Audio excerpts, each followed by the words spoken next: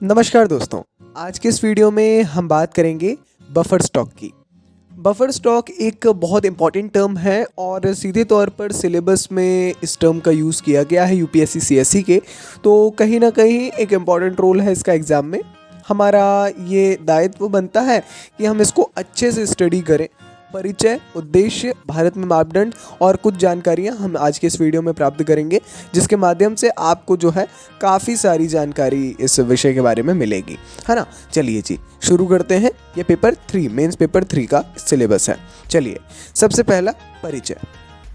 Buffer stock से तात्पर्य है किसी भी वस्तु के उस भंडार से जिसका उपयोग मूल्य में उतार चढ़ाव और अप्रत्याशित आपात स्थितियों से निपटने के लिए किया जाता है। बफर स्टॉक, है ना। तो ये किसी भी ऐसी चीज़, ये एक्चुअल में इंग्लिश का टर्म आप कह सकते हैं, किसी भी ऐसी चीज़ जो किसी आपातकालीन स्थिति या मूल्य में उतार चढ़ाव के कारण ऐसी जो स्थितियां हैं उनसे निपटने के लिए उनका भंडार हो, स्टॉक कहा जा रहा है ना। इसे आमतौर पर खाद्यान्न, दालें आदि जैसी वस्तुओं और आवश्यकताओं के लिए बनाए रखा जाता है। बफर स्टॉक की जो अवधारणा है पहली बार चौथी पंचवर्षीय योजना 69 से 74 वाली इस दौरान पेश की गई थी। तो ये शासन के द्वारा जो दालें, खाद्यान्न और अन्य ऐसी वस्तुएं हैं आपात की स्थिति में और विशेष तौर पर मूल्यों के उतार चढ़ाव ऐसी स्थितियों को ध्यान में रखते हुए अलग अलग जगहों पर जो स्टॉक करके रखा जाता है, भंडार करके रखा जाता है, उसे कहा जाता है बफर स्टॉक। आपको बताएं, वर्तमान में भारत सरकार खाद्यान्न भंडारण मानदंड शब्द का उपयोग करना पसंद करती है ना। खाद्यान्न भंडारण ये है जो केंद्रीय पूल में स्टॉक के स्तर को संदर्भित करता है, जो किसी भी समय खाद्यान्न की परिचालन आवश्यकता और आपात स्थितियों को पूरा करने के लिए पर्याप्त है। पहले इस अवधारणा को बफर मानदंड और जो है अपना रणनीतिक रिजर्व कहा जाता था। अब बफर स्टॉक और अच्छा खाद्यान्न भंडारण कहा जाता है ना। इसका उद्देश्य क्या है?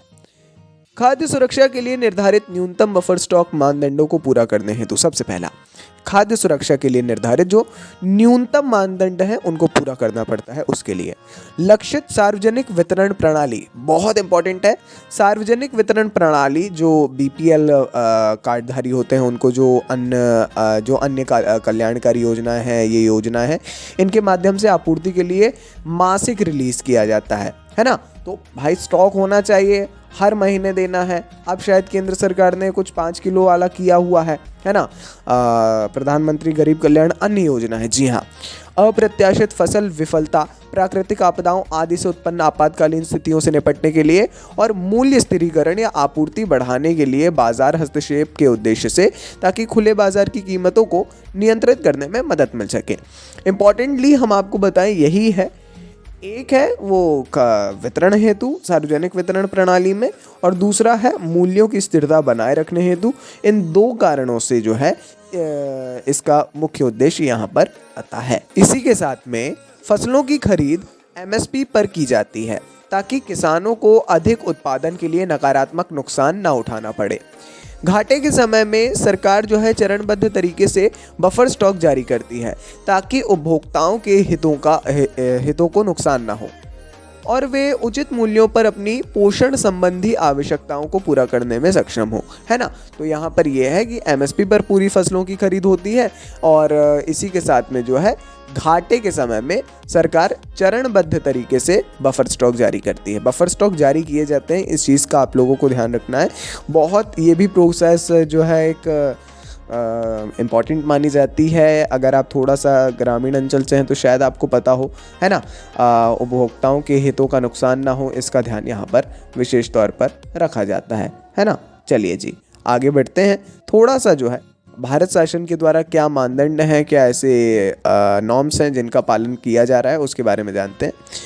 जैसा हमने पूर्व में बताया, ये अवधारणा जो है बफर स्टॉक की आई थी चौथी पंचवर्षीय योजना में, है ना। इसको पेश किया गया था। आर्थिक मामलों की कैबिनेट समिति तिमाही आधार पर न्यूनतम बफर मानदंड तय करती है। कौन? आर्थिक मामलों की जो कैबिनेट समिति है, यानी प्रत्येक वित्तीय वर्ष की 1 अप्रैल, 1 जुलाई, 1 अक्टूबर, 1 जनवरी बफर स्टॉक कैसे रिलीज करना है, किस प्रकार होगा, हर तिमाही, है ना। 3 6 3 9 और 3 चौके 12 ऐसे साल में 4 बार 1 अप्रैल, 1 जुलाई, 1 अक्टूबर, 1 जनवरी को ये तय किया जाता है, लागू होता है आप कह सकते हैं। वर्तमान में 22 जनवरी 2015 को भारत सरकार द्वारा निर्धारित स्टॉकिंग मानदंड जो लास्ट थे उसमें शामिल हैं।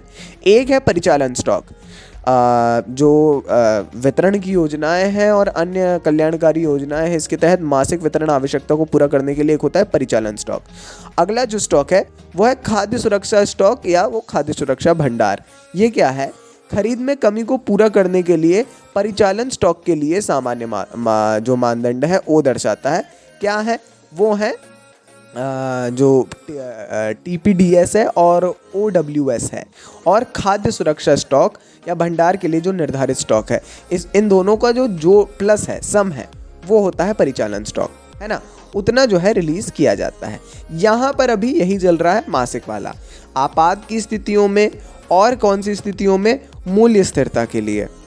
और इसका इस्तेमाल जो हमने पूर्व में ही हम उसको क्लियरेंस आपको कर चुके हैं उसके बारे में, वहाँ पर जो है इसका प्रयोग बहुत व्यापक स्तर पर किया जाता है। अत्यंत जानने योग्य विषय है, चूँकि प्रत्येक ज़िले में गांव में, है ना, ये बने हुए हैं और वेयर हाउसेज हैं। इसका पूरा एक परिचालन की स्थिति है, उसके बारे में भी हम जानेंगे। तो ये जो TPDS है और OWS है, इसके तहत जारी करने के लिए खाद्यान्न की 4 महीने की आवश्यकता को परिचालन स्टॉक के रूप में निर्धारित किया गया है ना। TPDS और OWS इन दोनों को जारी करने के लिए 4 महीने की आवश्यकता को परिचालन स्टॉक के रूप में निर्धारित किया गया है। उससे अधिक अधिशेष को बफर स्टॉक के रूप में माना जाता है। जो बचता है वो बफर स्टॉक है। और भौतिक रूप से बफर और परिचालन स्टॉक दोनों में एक में विलय कर दिया जाता है, ठीक है, और अलग नहीं किया जाता है सीधे तौर पर। वर्तमान प्रथा के अनुसार जो अभी हो रहा है उसके अनुसार भारत सरकार न्यूनतम मानदंडों से अधिक खाद्य भंडार को अतिरिक्त स्टॉक मानती है। इसके अलावा खाद्य और सार्वजनिक वितरण विभाग खुली बिक्री, निर्यात या राज्यों को अतिरिक्त आवंटन के माध्यम से घरेलू बाजार में अतिरिक्त स्टॉक उतार देगा, है ना जी। तो ये भी एक अच्छी जानकारी है, इम्पोर्टेंट जानकारी है। काफ़ी ज़्यादा इंटरेस्टिंग था मेरे ख्याल से ये टॉपिक। छोटा सा टॉपिक है, बहुत ज़्यादा ऐसा नहीं है, हाँ, मगर इससे रिलेटेड किसी भी टॉपिक से रिलेटेड हम बार बार दोहरा रहे हैं, करंट अफेयर्स पढ़ना बहुत इंपॉर्टेंट है। प्लीज़ उसके बारे में भी पढ़ते रहिए। आई विल सजेस्ट कि कोई ना कोई न्यूज़पेपर, अगर हिंदी मीडियम है तो जनसत्ता वगैरह, या इंग्लिश मीडियम के लिए डेफिनेटली द हिंदू या इंडियन एक्सप्रेस, प्लीज़ उसको एक रेगुलराइज करिए, अपने डिसिप्लिन में लाइए।